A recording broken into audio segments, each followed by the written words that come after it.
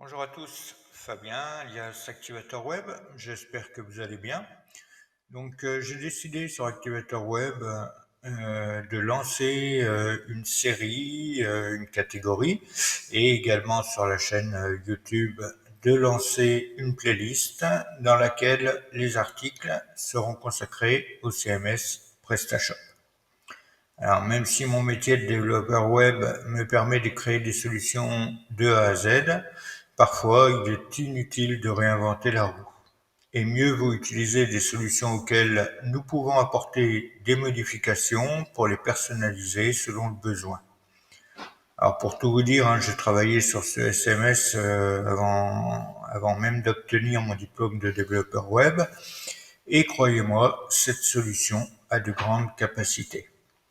Alors on peut la comparer en solution e-commerce à ce que fera un WordPress en solution de blog. On pourrait par exemple utiliser le back-end de PrestaShop avec un front-end développé en Vue.js. Nous verrons tout cela dans le futur de cette série. Nous pouvons également développer des modules et des thèmes afin de rendre cette solution complètement personnalisée. Enfin bref, vous le voyez, beaucoup de possibilités et de travail en perspective. On va commencer cette série par les bases et nous allons voir dans ce premier tutoriel comment installer la solution PrestaShop sur un serveur local. Alors, c'est parti. Pour installer le CMS PrestaShop sur votre serveur local, il faudra au préalable un serveur local. Pour ma part, je suis sur Windows et j'utilise WAMP Server. Alors, vous pouvez retrouver l'installation d'un WAMP Server en suivant le blog Activator Web. Sur le blog, j'ai consacré un article qui est sur l'installation de WAMP Server. Si vous n'avez pas encore de serveur local d'installer sur votre système, n'hésitez pas à suivre ce tutoriel. Alors ici, il s'agit de WAMP Server puisque je suis sur Windows. On pourra utiliser un MAMP pour Mac ou un LAMP pour Linux. Mais la procédure est à peu près la même pour l'installation du serveur local. Concernant l'installation de WAMP, une fois que vous avez WAMP Server, vous pouvez lancer le serveur local. Sur ce serveur local, WAMP Server est bien puisque nous avons à la fois le service serveur et nous avons également PHP-MyAdmin. Il suffit de regarder, de voir que notre serveur est bien lancé et que l'icône est bien au vert, ce qui signifie que tous les services sont lancés. Et ensuite, on peut aller voir en faisant un clic droit sur l'icône, dans PHP MyAdmin, les versions que nous avons de PHP MyAdmin. Pourquoi cela? Puisque pour installer PrestaShop en local, il nous faudra une base de données.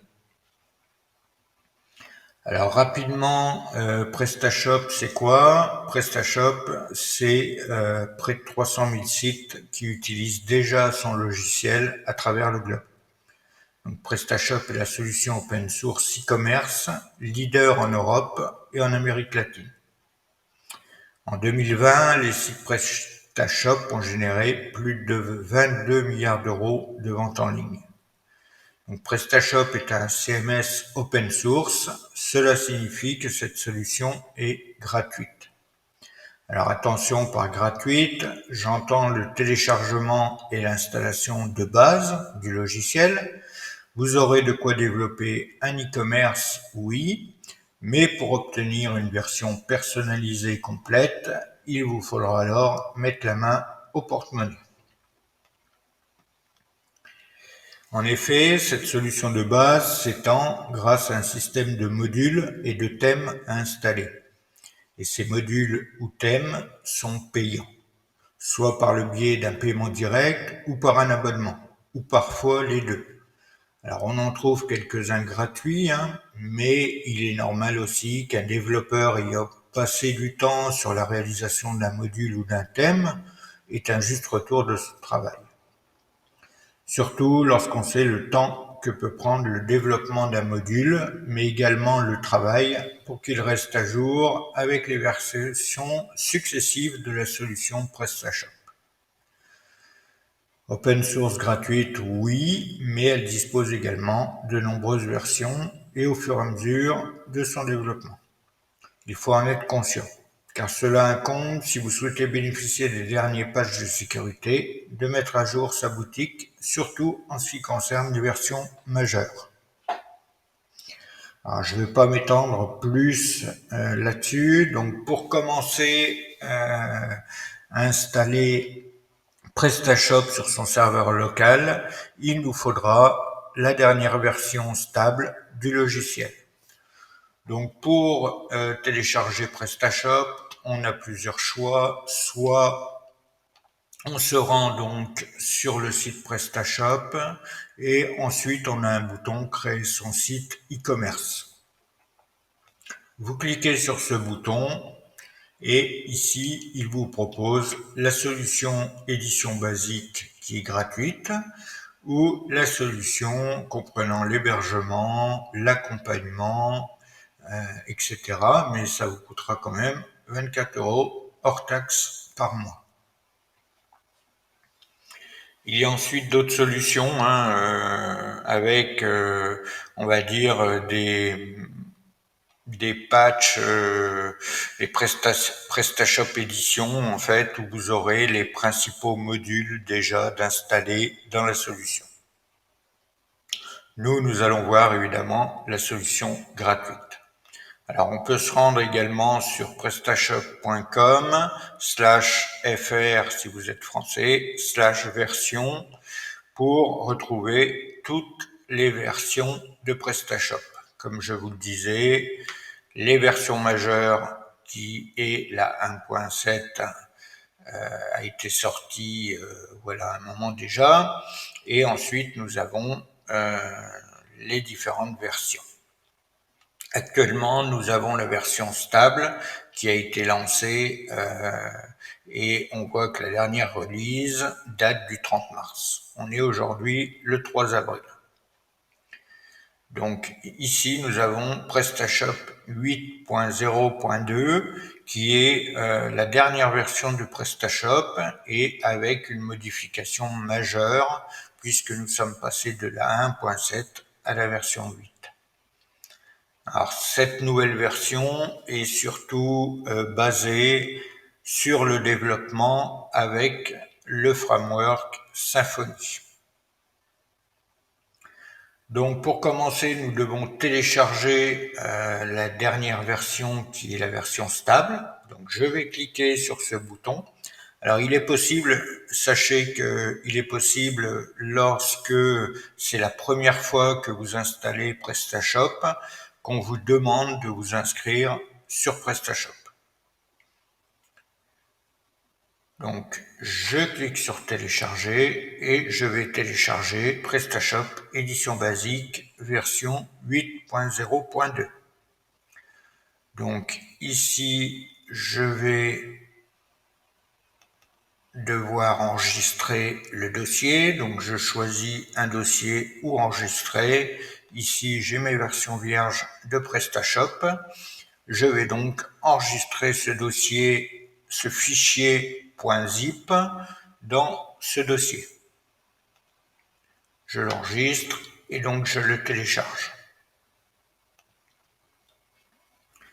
Une fois cela fait, on va pouvoir extraire donc le contenu de ce dossier zip.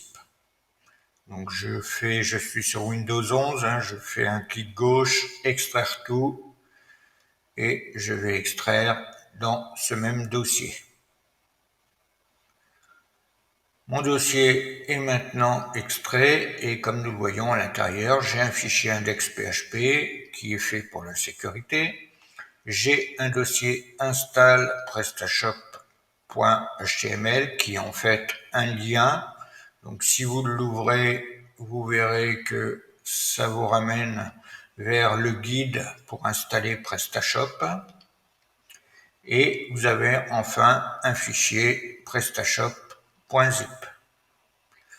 Donc ce que nous allons faire tout de suite pour pouvoir installer PrestaShop sur notre serveur local, c'est que nous allons nous rendre donc dans le dossier de notre serveur local. Donc pour ma part, j'utilise WAMP Server.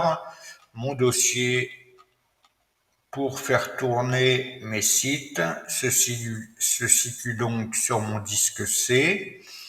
Ensuite, je me rends dans mon dossier WAMP64 et dans mon dossier www.w. Ici, j'ai tous mes dossiers de développement en local qui sont sur mon serveur local. Je vais donc créer un nouveau dossier et je dois donner un nom à ma future boutique PrestaShop. Alors, je ne vais pas me prendre la tête, je vais l'appeler par exemple Presta Boutique. Vous pouvez nommer ce dossier comme vous le souhaitez. Une fois mon dossier Presta Boutique créé, je vais l'ouvrir et je vais aller chercher les dossiers que j'ai téléchargés et extraits précédemment. Je vais copier ces fichiers. Donc je fais un CTRL A. Alors install PrestaShop est pratiquement pas utile. Ici, je dois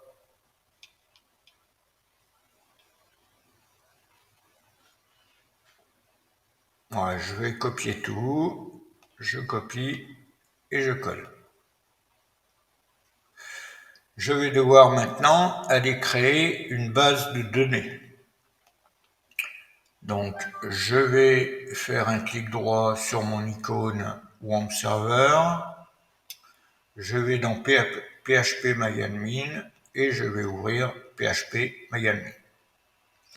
Ici, vous le voyez, je suis sur la page d'accueil de PHP-MyAdmin. Alors, attention à savoir si vous avez MariaDB ou MySQL d'installer avec WAMP Server. Vous pouvez avoir les deux. Pour cela, vous rendez sur l'icône, vous faites un clic gauche dessus et ici vous le voyez, MariaDB est installé et c'est le gestionnaire de la base de données qui est mis par défaut. MySQL est également installé, mais ici je vois qu'elle est sur le port 3308. Alors peu importe, on peut installer PrestaShop aussi bien sur MariaDB que sur MySQL, les deux étant des serveurs et des gestionnaires de bases de données MySQL. Donc, pour ma part, je n'ai pas changé le nom de l'utilisateur qui est root par défaut. Le mot de passe, il n'y en a pas par défaut. Je fais donc exécuter. Ici, je suis donc dans PHP-MyAdmin. Je me rends dans l'onglet base de données et je vais créer une nouvelle base de données. Je vais donc taper comment j'ai appelé mon dossier, je vais l'appeler pareil, Presta Boutique. Presta Boutique. Alors là encore, hein, vous pouvez donner le nom que vous voulez, le principal est de se souvenir du nom que vous lui donnez. Ensuite, ce qui est important également, il faut choisir un interclassement, c'est-à-dire l'encodage de vos tables de base de données qui va être en UTF-8 MB4.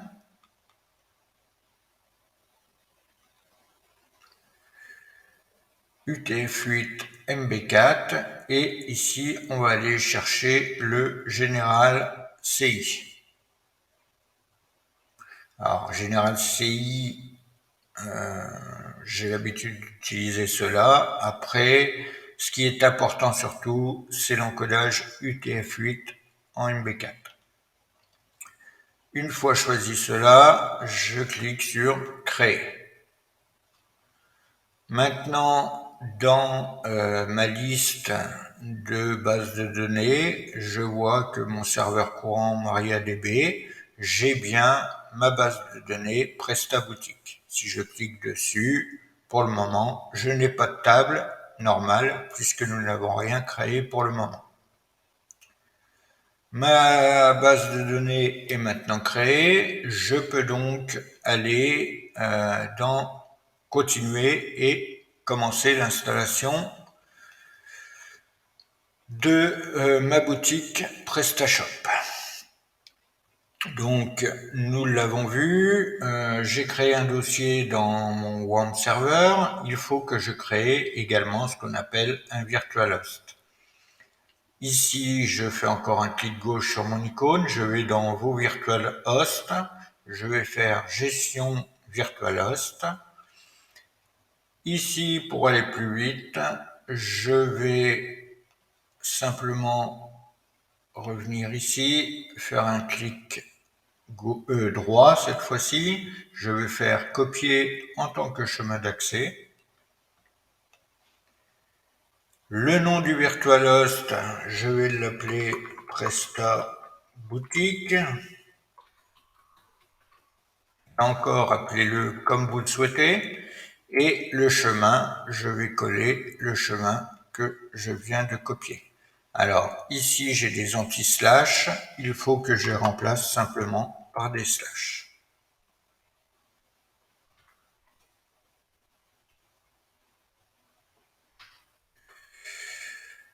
Et j'enlève les guillemets.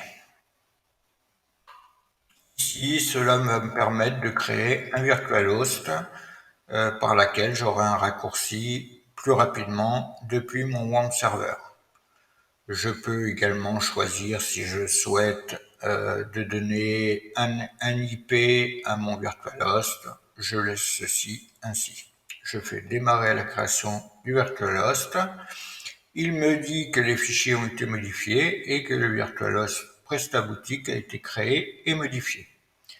Il m'envoie pourtant ici pour me dire que pour que ces nouveaux VirtualHosts soient pris en compte par WAMP Manager, donc par le serveur Apache, vous devez lancer l'item redémarrage DNS.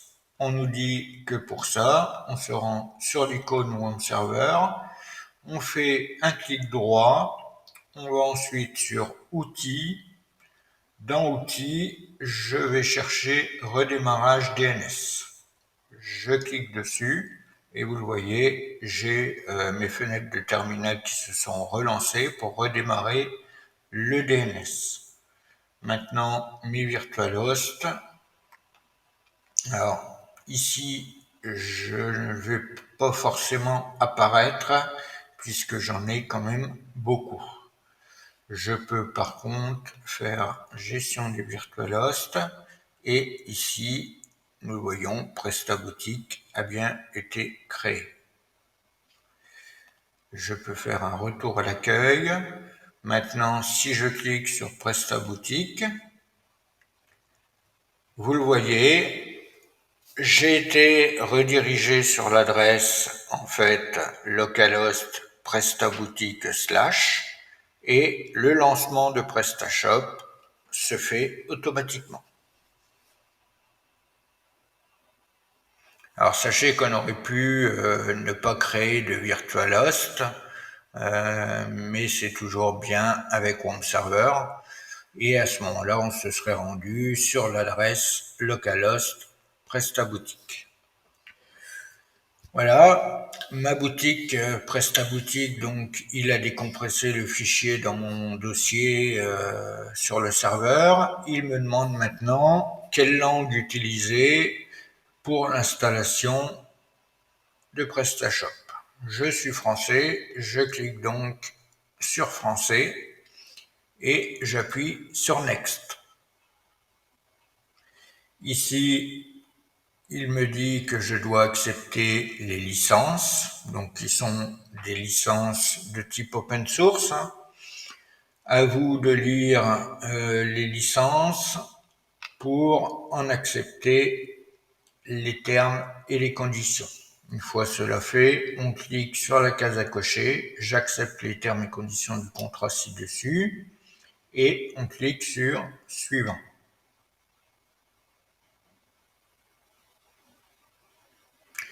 Maintenant, il me demande les informations à propos de ma boutique. Donc, je dois donner le nom de ma boutique. Donc, je vais mettre Presta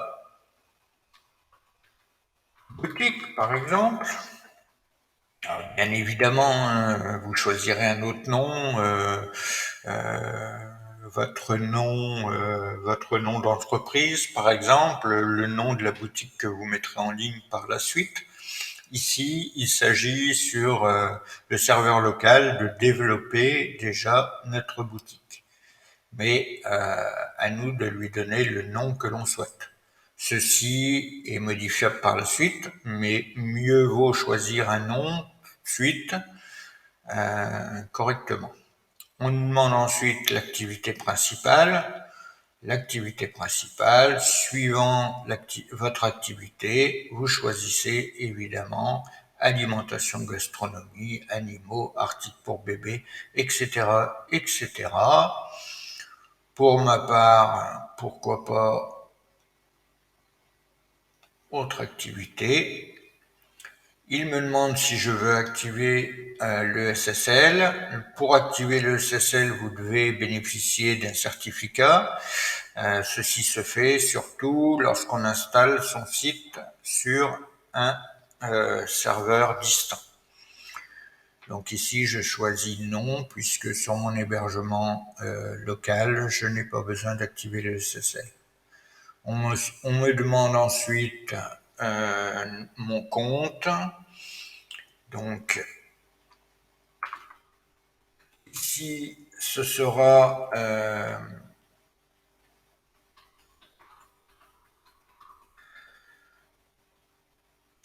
les informations qui seront indiquées également sur votre boutique et l'adresse mail que vous allez rentrer ici ainsi que les mots de passe. Ce seront cette adresse mail et ce mot de passe qui vous serviront à vous connecter par la suite à votre boutique PrestaShop.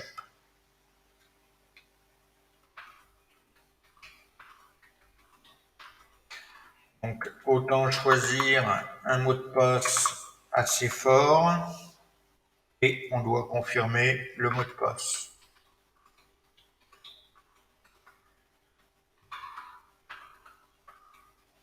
Une fois cela fait, on clique sur suivant.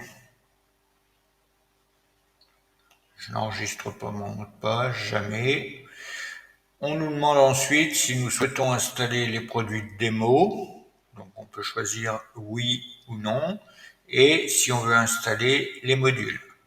C'est-à-dire qu'il nous installera les modules recommandés ou on peut éventuellement sélectionner les modules installés parmi une liste de modules qui nous sont proposés par défaut.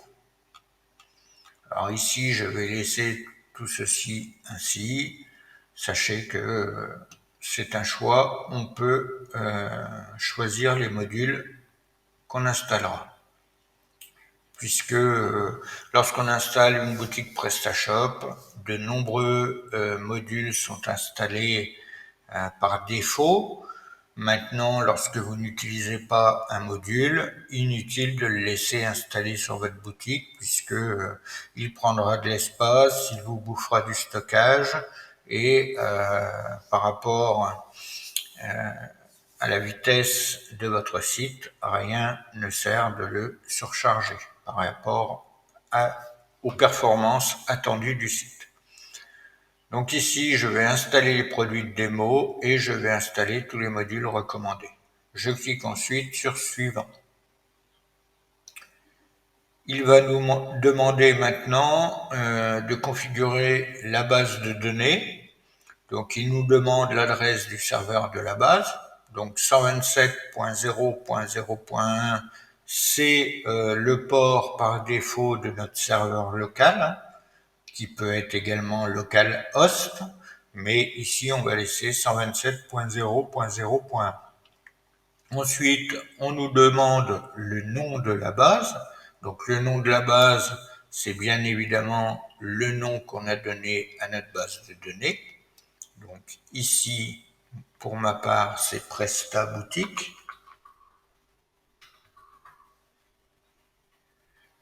Presta Boutique. Identifiant de la base, donc c'est le nom de l'utilisateur que j'utilise pour me connecter à mon serveur MariaDB, à mon serveur MySQL.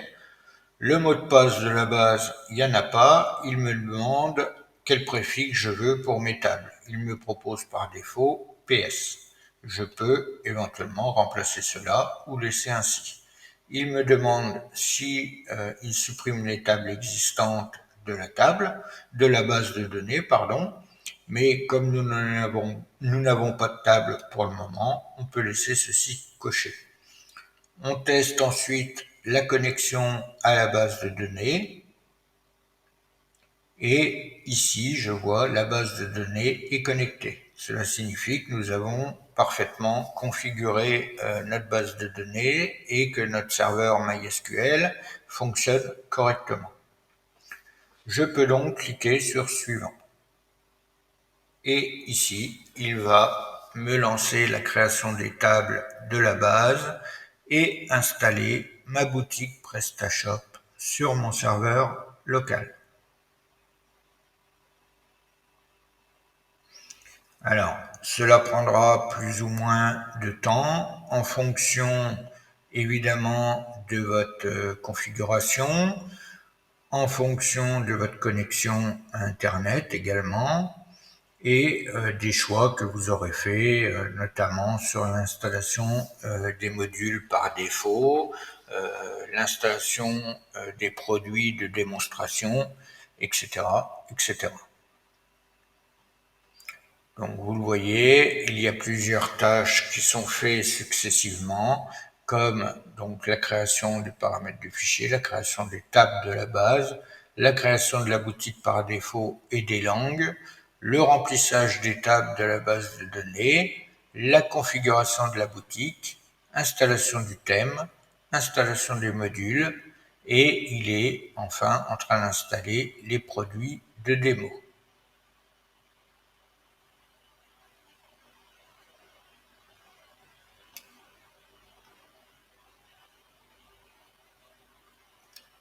Et enfin, il fait un script de post-installation puisque nous allons le voir, PrestaShop va nous recommander des choses à faire une fois l'installation terminée, ce qui est le cas ici. Donc il nous dit que l'installation est finie, vous venez d'installer votre boutique en ligne, merci d'avoir choisi PrestaShop, merci de conserver les informations de connexion suivantes. Donc le email que vous avez donné, le mot de passe, vous avez moyen de l'afficher. Vous avez moyen également d'imprimer cette page afin de pouvoir sauvegarder donc votre email, votre mot de passe pour votre dossier. Et il nous dit que pour des raisons de sécurité, vous devez supprimer le dossier install manuellement.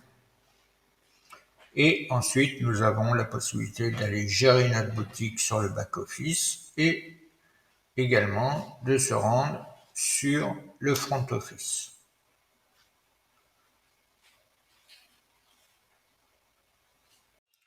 Donc, on va commencer par sécuriser notre dossier et comme il est marqué ici, pour des raisons de sécurité, vous devez supprimer le dossier install manuellement.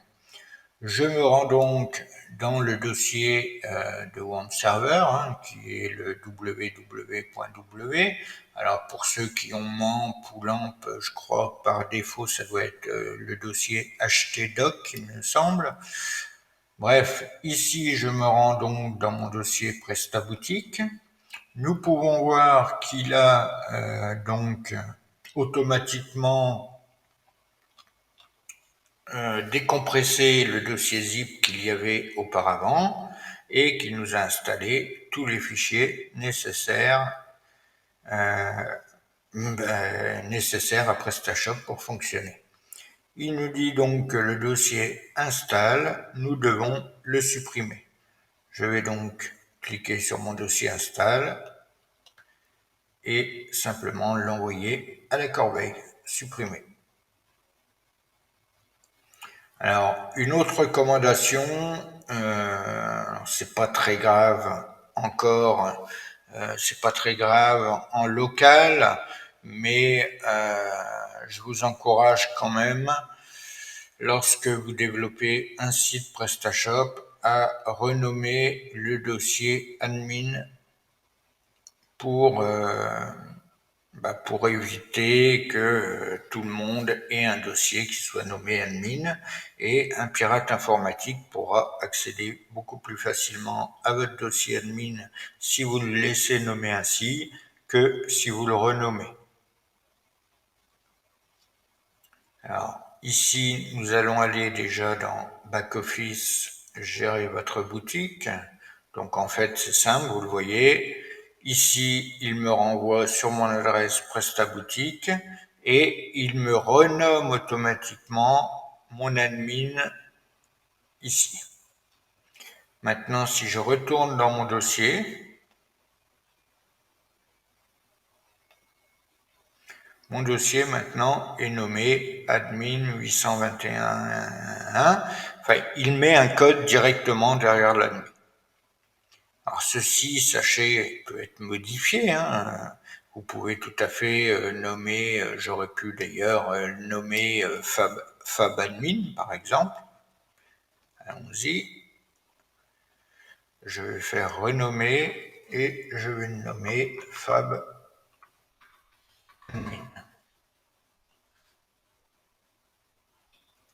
En faisant ça, mon dossier est maintenant ici. En faisant ça, si j'actualise, ici, ça ne marche plus.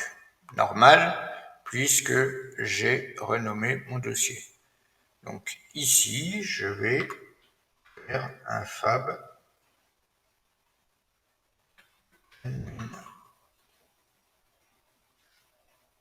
et la boutique est de retour. Donc, je rentre l'adresse mail que j'ai rentrée lors de l'inscription, je rentre mon mot de passe.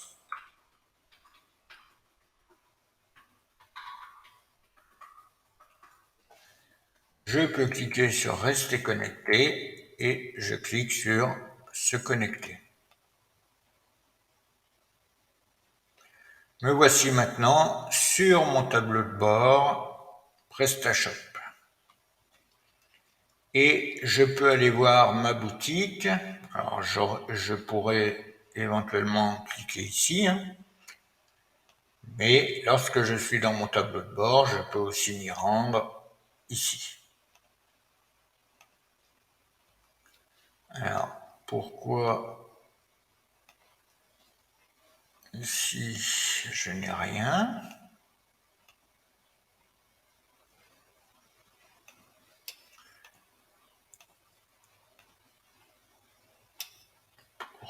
Pourquoi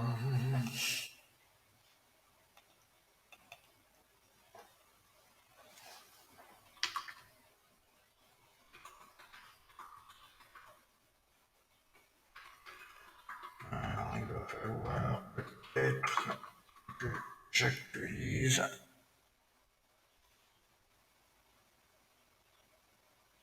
Je vais voir ma base de données. Ma base de données, je vais actualiser. Pourtant, ma base de données a bien été créée, nous le voyons. Lorsque je clique dessus, j'ai toutes mes tables qui sont renseignées. Alors, je vais aller sur le VirtualHost peut-être. Alors là, c'est étonnant.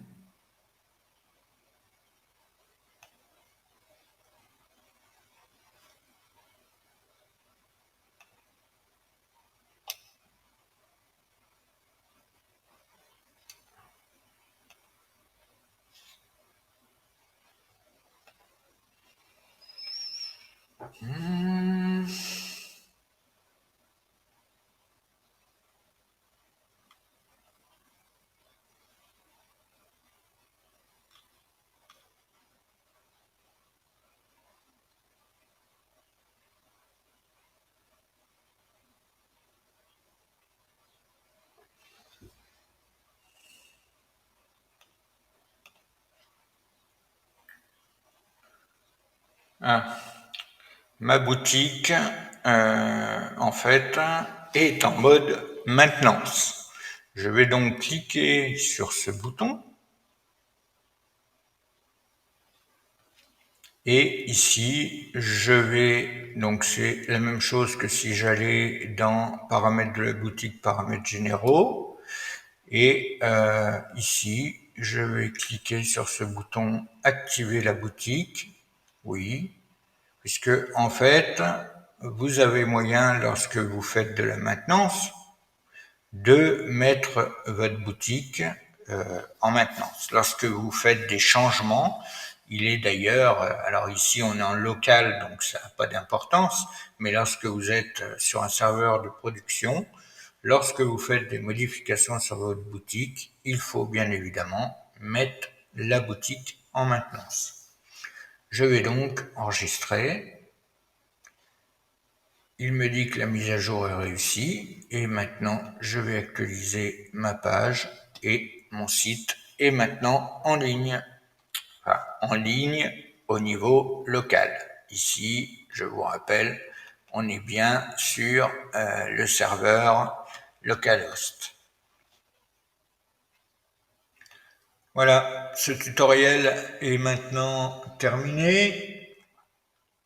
J'espère que ce tutoriel donc vous aura plu. Ce tutoriel consacré à l'installation du logiciel PrestaShop sur un serveur local. Bien entendu, à ce point, vous possédez une boutique qui ressemble à un site PrestaShop de base. Vous pouvez aller sur les différents onglets, vous pourrez naviguer sur votre boutique, mais il va falloir maintenant travailler afin de le personnaliser à votre image et selon ce que vous souhaitez vendre, installer les bons modules, les bons thèmes, etc.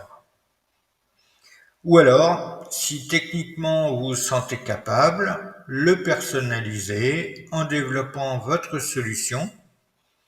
Et pour cela, il faudra mettre les mains dans le moteur. Vous pouvez pour cela également me suivre en vous inscrivant sur le site pour être averti en avant-première des prochains articles de blog, en vous abonnant à ma page Facebook, à ma chaîne YouTube, en me laissant vos commentaires. N'hésitez pas à faire tout cela à la fois. Il s'agissait ici de débuter une catégorie, une playlist sur le CMS PrestaShop. Je publierai régulièrement des tutoriels pour personnaliser cette solution à l'avenir. On y parlera donc de PHP, Smarty, Twig, Symfony, Composer, etc., etc.